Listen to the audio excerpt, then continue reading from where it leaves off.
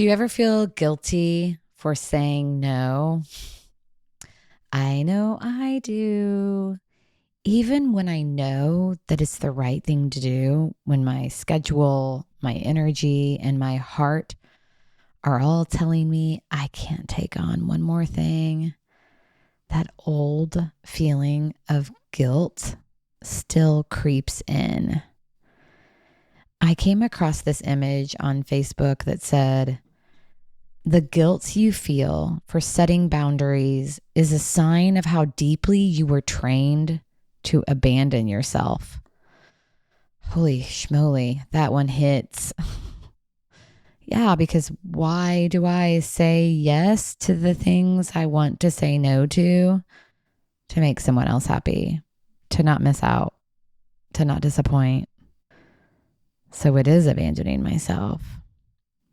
And as I've been sitting with this whole idea of yielding, this practice of psychological flexibility, Dr. Ute Liersch talked about in a recent Being at Work episode. I've been talking about it all week. I realized that we can also yield to our boundaries. I think of that as listening to my own limits with compassion instead of judgment. It's not about being rigid or selfish. It's about honoring what's true for me in this moment and respecting my own energy. Yeah, and if I'm noticing what's going on within me, then I'm in a position to yield to the no. It also reminded me that resilience isn't about pushing through the hard things. It's about protecting my energy and honoring my limits. So many of us were raised to believe that saying no is going to disappoint.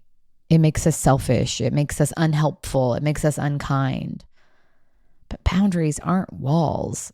They're wisdom. They're how we stay connected without losing ourselves.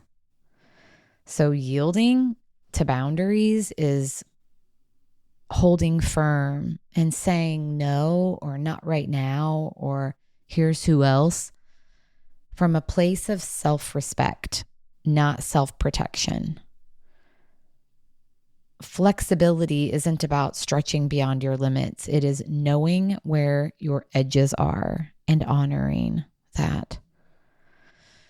So here's our challenge today. Notice when guilt shows up after you say no. And instead of trying to silence it, ask yourself, what part of me learned that caring for others means abandoning myself? And then remind yourself, honoring your limits is an act of love, not defiance, and such a great way to take care of yourself and ultimately each other.